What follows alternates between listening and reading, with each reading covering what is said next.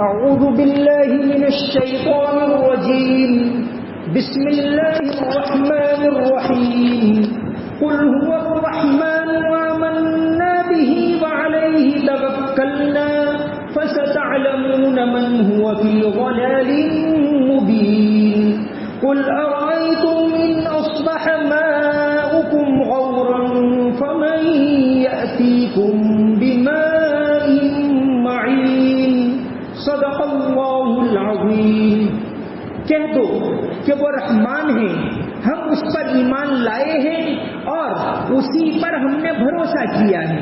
چنانچہ ان قریب تمہیں پتہ چل جائے گا کہ کون ہے جو کھلی گمراہی میں مبتلا ہے. کہہ دو ذرا یہ تو بتلاؤ کہ اگر تمہارا پانی نیچے زمین میں اتر جائے تو کون ہے جو تمہارے لیے صاف شفاف پانی لائے گا. سورہ ملک کی آخری دو آیتیں. پہلی آیت کے اندر فرمایا قل هو الرحمن آمنا به وعلیہ توکلنا. کہہ دو کہ وہ رحمان ہے، ہم اس پر ایمان لائے ہیں اور ہم نے اسی پر بھروسہ کیا ہے. پہلے توحید کی ساری دلیلیں بتائی گئی، پھر یہ بات بتائی گئی کہ اس کے باوجود جن لوگوں کے دلوں میں ٹیڑھا پن ہے وہ اس بات کو نہیں مانیں گے، بلکہ یہ بھی آیا کہ بعض مذاق بھی کریں گے. جیسے آخری آیت کے اندر آیا کہ پوچھتے ہیں وَيَقُولُونَ مَتَىٰ هَٰذَا الْوَعْدُ إِن كُنتُمْ صَادِقِينَ کہ اچھا یہ قیامت آنے والی ہے، بتلا دو ڈیٹ کب آئے گی. تب آخر میں کہا کہ اللہ کی قدرت کی اتنی ساری نشانیاں ہیں، ہم تو اس پر ایمان لائے اور اسی پر ہم بھروسہ کرتے ہیں. آمنا بہ، ہم اس پر ایمان لائے. وعلیہ توکلنا، ایک تو اللہ تبارک و تعالیٰ نے جو باتیں بتائی ہیں ایمان لانے کی کہ بھئی کن باتوں پر ایمان لانا. ایک ہے ایمان مجمل اور ایک ہے ایمان مفصل. ایمان مجمل تو یہ ہے کہ اللہ پر میں ایمان لایا اور اس کی جتنی صفات ہیں ان سب کو میں مانتا ہوں. اور ایمان مفصل اللہ پر ایمان لایا، اللہ کی کتابوں پر ایمان لایا، اللہ کے رسولوں پر ایمان لایا، قیامت کے دن کے اوپر ایمان لایا، تقدیر کے اوپر ایمان لایا، اور اس بات پر ایمان لایا کہ مرنے کے بعد اللہ تعالیٰ دوبارہ زندہ کریں گے اور حساب لیں گے. ان باتوں کے اوپر ایمان لانا. تو فرمایا کہ اللہ کی توحید کی اتنی ساری نشانیاں ہیں. آمنا بہ، ہم تو اس کے اوپر ایمان لائے. وعلیہ توکلنا، اور اسی پر ہم بھروسہ کرتے ہیں. توکل یہ لفظ قرآن کریم میں جگہ جگہ آیا ہے. توکل کا اردو میں ترجمہ کرتے بھروسہ کرنا. اب بھروسہ ایک تو کس کو کہتے ہیں اور اسلام میں اس کا کیا مقام. یہ بات نہیں کہ آدمی اسباب کو اختیار نہ کرے اور اللہ پر بھروسہ کرے، یہ نہیں. نبی کریم صلی اللہ علیہ وسلم نے خندق کا موقع آیا سن ہجری 5 میں جب مدینہ شریف کے اوپر حالات آئی تو آپ نے صحابہ کرام سے مشورہ کیا کہ کیا کرنا چاہیے. چاروں طرف سے چڑھائی کر کے آ رہے ہیں، کیا ہمیں مقابلہ کرنا چاہیے یا کچھ اور کرنا چاہیے. ایک صحابی حضرت سلمان فارسی نے ایک نئی ٹیکنیک بتائی کہ حضور ایک بات بتاؤں جس میں ہمیں لڑنا بھی نہیں پڑے گا اور معاملہ حل ہو جائے گا. کہاں کیا ہے تو کہا مدینہ کے ارد گرد ایسی کھائی، ایسی خندق کھودو کہ کوئی آدمی کود کر بھی نہ آ سکے، گھوڑا لے کر بھی نہ آ سکے. اس میں امن بھی رہے گا، لڑائی بھی نہیں ہوگی اور بات حل ہو جائے گی. آپ صلی اللہ علیہ وسلم نے فوراً اپنایا کہ ہاں یہ بات کریں گے. تو کوئی بھی نئی ٹیکنیک ہو اس کو اپنانا یہ اللہ کے اوپر بھروسے کے خلاف نہیں ہے. ایک آدمی آیا بغیر اونٹ کے باندھے ہوئے مسجد میں آ گیا. نبی کریم صلی اللہ علیہ وسلم نے فرمایا اپنے اونٹ کو باندھا تو کہا اللہ پر بھروسہ ہے مجھے. کہا نہیں، پہلے اونٹ کو باندھو پھر اللہ پر بھروسہ. تو آدمی اسباب کو پہلے اختیار کرے. دنیاوی اسباب اختیار کرنا یہ ہمارے دین میں منع بھی نہیں ہے اور یہ اللہ پر بھروسے کے خلاف بھی نہیں. اسی غزوہ خندق کے موقع کے اوپر ایک صحابی نے رائے دی حضرت عمرو ابن عاص کہ حضور ایسا ہم کریں کہ رات کو چراغ نہ جلے اور کوئی آگ بھی نہ جلائے، تاکہ سامنے والوں کو یہ پتہ نہ چل جائے کہ ہماری تعداد کم ہے، ہماری تعداد کتنی، ہم کس طرف اس کا پتہ نہ چلے۔ اس لیے رات کو وہ لوگ خندق کے اس طرف پتہ نہ چل جائے کہ بھئی کتنے ہیں، کہاں کہاں بیٹھے ہیں۔ اس لیے آپ ایسا کرو کہ تمام کو حکومت ہو کہ رات کو چراغ نہ جلائیں، کوئی آگ نہ جلائیں۔ آپ صلی اللہ علیہ وسلم نے پسند کیا اس ٹیکنیک کو۔ آج کل کے زمانے میں اس کو کہتے ہیں بلیک آؤٹ، جنگ کے زمانے میں کرتے، تو حضرت عمرو بن عاص کی رائے پر آپ صلی اللہ علیہ وسلم نے ایسا کیا۔ تو اللہ پر بھروسہ کرنے کا مطلب یہ بالکل نہیں ہے کہ دنیاوی اسباب اختیار نہ کریں۔ نبی کریم صلی اللہ علیہ وسلم نے خود اسباب اختیار کر کے بتایا، اس کے بعد اللہ پر بھروسہ۔ جیسے حضرت ابراہیم علیہ السلام کے لیے موقع ہے، آگ میں کود پڑو، بس اللہ کا نام لے کے کود پڑے، جس کو علامہ اقبال نے کہا بے خطر کود پڑا آتش نمرود میں عشق، عقل ہے محض تماشائے لبے بام ابھی، کہ وہاں اگر عقل سے کام لیتا آدمی سوچتا رہتا کیا کروں کیا نہ کروں، جلے گا نہیں جلے گا کیا، یہاں بس اللہ کا نام لے کر کود پڑے تو اللہ تبارک و تعالیٰ نے بچایا ہوں۔ تو اسباب اختیار کرنا، پھر اللہ پر بھروسہ کرنا۔ آدمی دوا بھی کرے اور اس بات کا خیال رکھے کہ دوا کے اندر شفا اللہ نے رکھی۔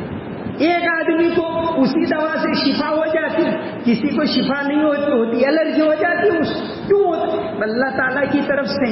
تو اسباب اختیار کرنا یہ ہمارے دین کا حصہ ہے۔ یہاں فرمایا کہ اللہ کی توحید کی اتنی نشانیاں ہیں، چاہے کوئی تم کو کچھ کہے کہہ دو، قل هو الرحمن آمنا بہ، ہم اس کے اوپر ایمان لائے، وعلیہ توکلنا، اور اسی پر ہم بھروسہ کرتے ہیں، فستعلمون من هو فی ضلال مبین، ان قریب پتہ چل جائے گا کہ گمراہی میں کون ہے، ہم کہ تم، یہ پتہ قیامت کے دن چل جائے گا۔ ہم نے تو اللہ کی توحید کی نشانیوں کو دیکھا تو ہم نے مان لیا اللہ ایک ہے، اس نے جو بھی باتیں بتائی ہیں وہ برحق ہیں، اور ہم اس کی ذات پر بھروسہ کرتے ہیں۔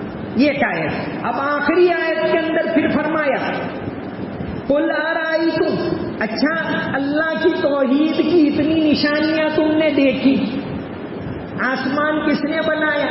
کسی کے کنٹرول میں نہیں، بیدہ الملک، سورج کس کے کنٹرول میں ہے؟ کوئی کسی آئنسٹائن کے کنٹرول میں نہیں ہے کہ کسی اور فلسفر کے کنٹرول میں نہیں، اللہ کے کنٹرول میں۔ چاند کس کے کنٹرول میں ہے؟ سمندر کس کے قابو میں ہے؟ پہاڑوں کے اوپر پانی کا اسٹاک کون کرتا ہے؟ تو اچھا آخری بات بتا دو، قل ارائیتم، بتلاؤ تو، ان اصبح ماؤکم غورا، اگر یہ زمین کا پانی نیچے چلا جائے، گہرائی میں اتر جائے، تو کون پانی لا کر دے گا انسانوں؟ زمین کے اندر اللہ تعالیٰ نے عجیب نظام رکھا ہے، انسان غور کرے تو پتہ چل کہ یہ تو ہے تو مٹی، لیکن اس مٹی میں سے بالکل صاف پانی، کوئی مٹی کے اثرات بھی نہیں دکھتے، ایسا پانی اللہ تبارک و تعالیٰ عطا کرتے ہیں۔ پانی اللہ کی بڑی نعمت ہے۔ تو آخری صورت میں، آخری آیت کے اندر، تیسری آیت میں یہ بات بتائی کہ اچھا ایک ہی نعمت پر غور کرنا کہ اگر پانی کو اللہ تعالیٰ زمین میں اتارتے تو کون لائے گا؟ یہ پانی اللہ تبارک و تعالیٰ کی بہت بڑی نعمت ہے، اور اس کے اوپر ہمیں اللہ تبارک و تعالیٰ کا شکر ادا کرنا چاہیے۔ پانی کا وقف، اس کے بارے میں بھی مکہ کے اندر تو ایک تو زمزم کا کنواں تھا اور ایک میمون کا کنواں تھا، یہاں سے یہ لوگ پانی استعمال کرتے تھے۔ مدینہ میں جب گئے، پانی کی تکلیف، ایک کنواں تھا روما کا کنواں، مدینہ شریف کے اندر آج بھی ہے، یعنی مدینہ کا قبلہ تو اس طرف ہے جنوب کی طرف، اور اس طرف شمال کی طرف 3-4 کلومیٹر دوری پر ایک کنواں ہے، روما کا کنواں۔ وہاں کا پانی میٹھا بھی تھا، ٹھنڈا بھی ہوتا تھا، پینے کے قابل، لیکن اس کے جو مالک تھے روما الغفاری، بہت مہنگا پانی دیتے تھے۔ نبی کریم صلی اللہ علیہ وسلم نے فرمایا کہ کوئی آدمی اگر اس کنویں کو خرید کر وقف کر دے تو میں اس کے لیے جنت کی گارنٹی دیتا ہوں۔ حضرت عثمان رضی اللہ عنہ تو وہاں موجود نہیں تھے. بعد میں ان کو پتا چلا کہ حضور نے یہ بات کہی تو آئے کیا حضور میرے لیے بھی یہ فضیلت ہے کہ اگر میں وقف کر دوں؟ کہاں 35,000 درہم 35,000 دینار یعنی 35,000 سونے کے سکے میں وہ کنواں خریدا اور وقف کر دیا کہ جس کو بھی یہاں سے پینا ہے پانی بھرنا ہے فری آف چارج. یہ پانی کا انہوں نے وقف کر دیا تھا. اور آج بھی صدیوں کے بعد بھی سعودی حکومت نے حضرت عثمان رضی اللہ عنہ کا نام اس طرح باقی رکھا ہے کہ اس کنویں کا اور اس کے ارد گرد کے علاقے کا بجلی بل آتا ہے اور یعنی ٹیکس کا بل آتا ہے اس میں حضرت عثمان رضی اللہ عنہ ایسا لکھ کر بل آتا ہے آج بھی. تو ان کی یاد کو اس طرح انہوں نے باقی رکھا ہے. تو حضرت عثمان رضی اللہ عنہ نے وہ پانی کنواں خرید کر وقف کر دیا تھا. پانی کا انتظام کرنا کسی کے لیے جہاں پانی کی ضرورت ہو یہ ایک بہت بڑے ثواب کا کام ہے, بہت بڑی فضیلت ہے. اور اسی طرح یہ پانی یہاں آیا بماء معین نتھرا ہوا پیور صاف شفاف پانی. نبی کریم صلی اللہ علیہ وسلم پانی کو دیکھ کر پیتے تھے, بیٹھ کر پیتے تھے. ٹھنڈا پانی آپ صلی اللہ علیہ وسلم پسند کرتے تھے. ٹھنڈا یعنی آج کل انتہائی ٹھنڈا پیتے وہ نہیں, وہ مٹکے کا ٹھنڈا, اس کو آپ صلی اللہ علیہ وسلم پسند کرتے تھے. اور یہ پانی کے بارے میں یہ بات بھی ہے کہ آپ صلی اللہ علیہ وسلم یہ پانی ڈسٹیلیشن آج کل جو ڈسٹل ہو رہا ہے یعنی ڈسٹل پانی آتا ہے جس کو آپ کیا کہتے ہیں مٹکے کا پانی, تو اگر ایک دن نہیں بھرا ہو مؤذن صاحب نے تو کہ تو باسی پانی ہے اور وہ بوٹل میں آئے گا 1 مہینے کا باسی, وہ تو شوق سے پیتے. خیر ڈسٹیلیشن کا طریقہ جو پیور کرتے ہیں پانی کو, ڈسٹیلیشن جابر ابن حیان نے ایجاد کیے. پانی کو پیور کرنے کا طریقہ ہماری تاریخ ہم نے بھلا دی ہے. جابر ابن حیان نام کا ایک سائنٹسٹ تھا, اس نے سب سے پہلے یہ ڈسٹیلیشن اور جو پیوریفیکیشن پانی کو جو صاف کرنے کے تینوں طریقے, ایواپوریشن جس کو کہتے ہیں, ڈسٹیلیشن کہتے ہیں, یہ تینوں طریقے جابر ابن حیان نے دیے. تو بہرحال صاف پانی پیے آدمی. اور پانی پینے کی دعا الحمدللہ تو ہم کہتے ہی. ایک دعا حدیث شریف کے اندر یہ بھی ہے کہ الحمدللہ الذی جعلہ عذبا فراتا برحمتہ, کہ تمام تعریفیں اس اللہ کے لیے ہیں جس نے اپنی رحمت سے اس پانی کو میٹھا اور صاف بنایا. ولم یجعل لہ ملحن اجاجا بذنوبنا, کہ اس کو ہمارے گناہوں کی وجہ سے اس کو کڑوا اور کھارا نہیں بنا دیا. یہ دعا ہے الحمدللہ الذی جعلہ عذبا فراتا برحمتہ ولم یجعلہ ملحا اجاجا بذنوبنا. یہ دعا حدیث شریف کے اندر آتی ہے, اس کو پڑھنی چاہیے. تو یہاں یہ آخری آیت کے اندر بتایا کہ اچھا اللہ کی قدرت کی نشانی آسمانوں سے لے کر زمین کے نیچے تک ہے کہ پانی اللہ تعالیٰ مہیا کر رہے ہیں. تو فرمایا کہ هو الرحمن, وہ رحمان ذات آمنا بہی, ہم اس پر ایمان لائے, وعلیہ توکلنا, اور ہم اسی کے اوپر بھروسہ کرتے ہیں. یہ سورہ ملک سورہ تبارک یہاں ختم ہو رہی ہے. اس کے فضائل کے بارے میں جیسا کہ شروع میں بتایا, حضرت عبداللہ ابن مسعود رضی اللہ عنہ سے مروی ہے کہ جو شخص روزانہ رات کو اس سورت کو پڑھے گا اللہ تبارک و تعالی قبر کے عذاب سے اس کی حفاظت کریں گے. اور حضرت ابو ہریرہ رضی اللہ عنہ سے مروی ہے کہ نبی کریم صلی اللہ علیہ وسلم نے فرمایا کہ کل قیامت کے دن سورہ تبارک اپنے پڑھنے والے کے لیے سفارش کرے گی. اور ایک حدیث کے اندر ہے حضرت جابر رضی اللہ عنہ سے کہ آپ صلی اللہ علیہ وسلم رات کو جب تک الف لام میم سجدہ اور سورہ ملک نہیں پڑھتے تھے تب تک سوتے نہیں تھے. تو خاص طور سے رات کو اس سورت کو پڑھنے کی فضیلت ہے. امام باقر محمد باقر رحمت اللہ علیہ حضرت حسن حضرت علی کے بیٹے حضرت حسن، ان کے بیٹے امام زین العابدین، امام زین العابدین بھی بڑے نیک تھے، بڑے اللہ والے، نبوی گھرانے کے تھے۔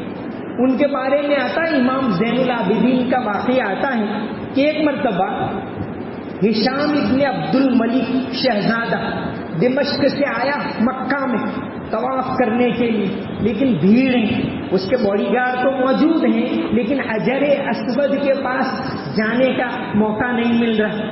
اتنے میں کوئی بزرگ آئے، کوئی آدمی آیا، سب لوگ کہتے ہٹ جاؤ ہٹ جاؤ ہٹ جاؤ جانے تو، اور وہ گئے اور حجر اسود کو بوسا لیا۔ تو ہشام شہزادہ کہنے لگا کہ یہ کوئی مجھے راستہ نہیں دے رہا اور ان کے لیے سب ہٹ گئے۔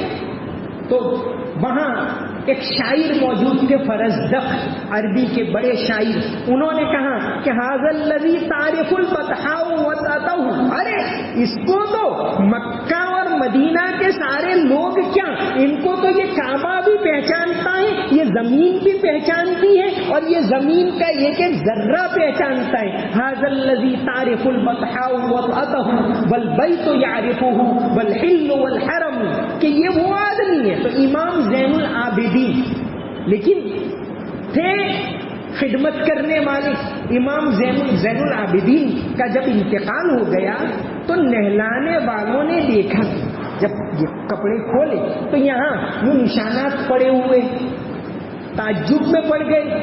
پوچھا گیا گھر والوں کو کہ بھئی یہ کیا ہے، ان کو بھی پتا نہیں، لیکن پھر 2-4 روز میں پتا چلا کہ مدینہ کے اندر روزانہ کسی بیوہ کے گھر رات کو 4 بجے جا کر گئے، اناج رکھ کے آ گئے، کہیں گئے پانی بھر دیا، وہی تھے۔ بعد میں پتا چلا امام زین العابدین، تو ان کے بیٹے امام محمد باقی یعنی حضرت حسن رضی اللہ عنہ کے پوتے، ان کے بارے میں تفسیر معالم العرفان میں لکھا ہے کہ وہ اس سورت کو عشاء کے بعد 2 رکعت نفل پڑھتے تھے اور اس میں سورہ تبارک پڑھتے تھے۔ تو اس طرح بھی کوئی تلاوت کرنا چاہے تو کر سکتا ہے۔ بہرحال اس سورت کی بڑی فضیلت آئی ہے، اللہ کی توحید کی نشانیاں اس سورت کے اندر ہیں، کہ اللہ کی قدرت کی نشانیاں ہیں کہ اس کے اوپر ایمان لاؤ، اسی کے اوپر بھروسہ کرو، اور دوسری بات کہ قیامت آنے والی ہے،